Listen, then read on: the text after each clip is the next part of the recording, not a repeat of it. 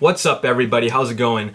Today is January 17th and I just saw a really upsetting video. I couldn't even sleep good last night just because I saw the video. I saw the video on my news feed on Facebook, January 16th. I'm sure everybody knows what I'm talking about. It's that 7-on-1 beatdown, and it is just absolutely ridiculous. The video actually was shot on January 15th. That's when the robbery took place. I'm gonna call it a robbery because what I saw was not a fight. So the incident happened on January 15th. It went viral on January 16th, and that's when I saw it. You know, I'll be completely honest. I've seen a lot of fight videos, and I get a little bit of amusement out of it when it's a one-on-one fight, especially because these guys agreed to get it on. It doesn't matter if one gets beat down or the other. It's just the fact that they agreed to let it happen, okay? Other types of videos that I get amusement out of is it's like stupid robbery videos where the attackers, the robbers, actually get owned by the people they're attacking or the people they're robbing, okay? Those I get amusement from.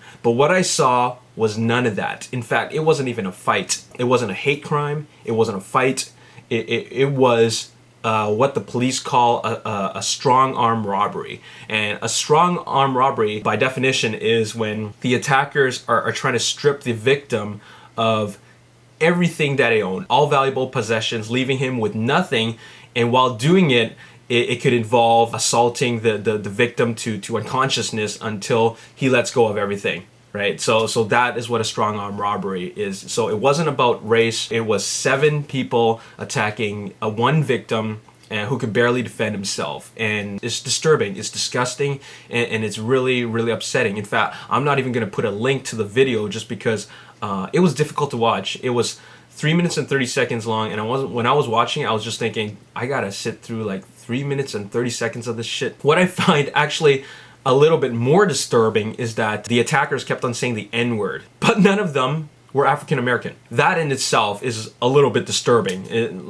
It's either one of 2 reasons or both, and that is one, a little bit too much MTV, a little bit too much of, you know, the whole thug life thing, okay, or 2, they wanted other people to think that they were African American. Why would they constantly say that? It makes no sense to me. And the fact that they covered their faces, it's for other people to not identify them. But one of them was seen. And he was easily identifiable. In fact, there is a happy ending to all this, and that is all of them are in custody. 6 of them are in custody. They all got caught thanks to social media. They all got owned, and the victim at the end of the video was able to get away. I just find that just borderline pathetic for 7 guys to not only attack somebody, but the victim was still able to stand on his feet and get away, and this victim is considered a hero by the internet world, by the entire nation. He had a lot of heart, you know. He stuck through it. He took the beatings, and I gotta say to the victim, I hope you're well, because you have a whole lot of people who got your back. I mean, we are supporting you 100%. We're behind you. And to the attackers, you guys made 3 mistakes. First of all, the deed in itself. Second, filming it, making the evidence, okay? And third, thinking it was a good idea to put it on YouTube.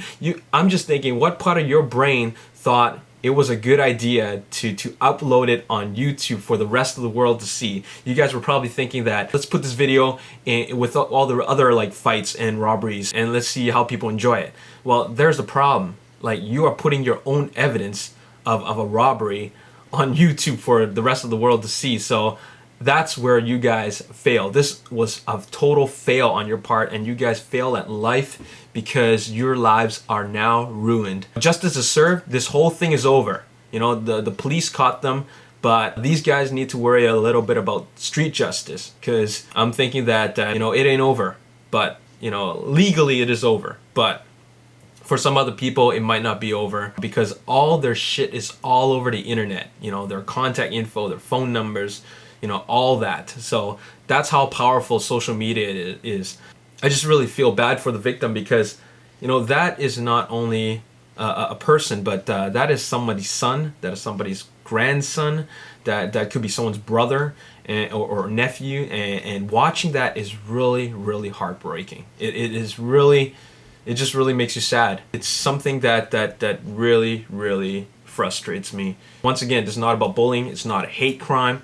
This is a brutal robbery Okay, keyword being robbery, which is a crime. They put their evidence all over the internet and they're done. One of the things that I found a little bit interesting about this attack was that the victim was Chinese and he couldn't really speak English, so he was telling people to stop hitting him, don't fight, I don't want any of this. And he was saying that to directly at one of the guys who was attacking him, and that guy was Chinese too. And that guy, the attacker, he was saying, speak English, I don't understand, speak English. But the crazy part is that he understood it. He was Chinese too. That attacker is Chinese, okay? There's no doubt about it. So he chose not to listen to the guy. The victim was trying to reason with him. He was clearly telling him, please don't hit me. But the attacker chose not to listen to him. And 7-on-1 is a very cowardly thing, and sucker punching, you know, there's no honor in that. This is the act of 6 or 7 cowards. That's what it is. That's all I saw. They robbed him of his shoes, his wallet, his money, his textbooks, and they tried to take his jacket, but at the end he was able to get away. So it's good on him. The 6 of them are in custody, so that's also a great thing. Now what I find really crazy is what follows after the event, and that is the ex-girlfriend of one of the attackers. She's trying to defend them. She makes this 4-minute and 30-second video, and she's telling them that this is the whole story. You guys don't know him. This is the story. This is what I know about what happened and why they're doing it. But the crazy part is that it takes her like a good 2 minutes and 30 seconds before she gets to the point, because all she's saying is like, I'm trying to make a video. Can you stop texting me? You know, you know.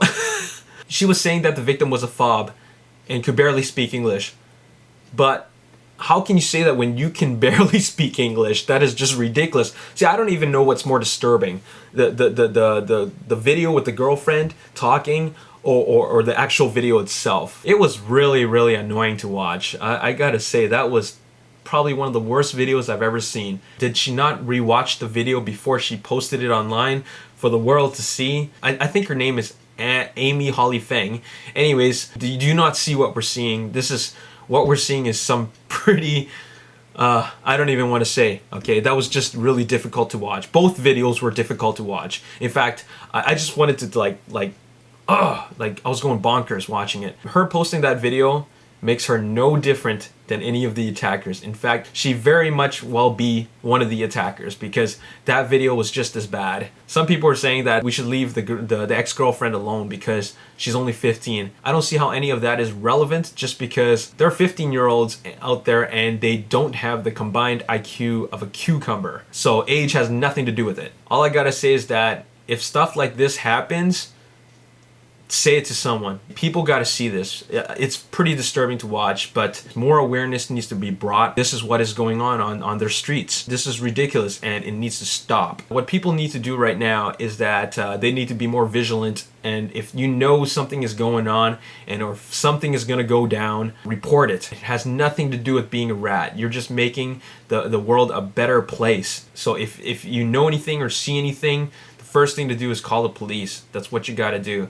And anyways, my heart goes out to the victim, the parents of the victim, and the only advice I have for the attackers is hide and pray, because justice is served, but I can't say the same about street justice, and karma's gonna get you guys.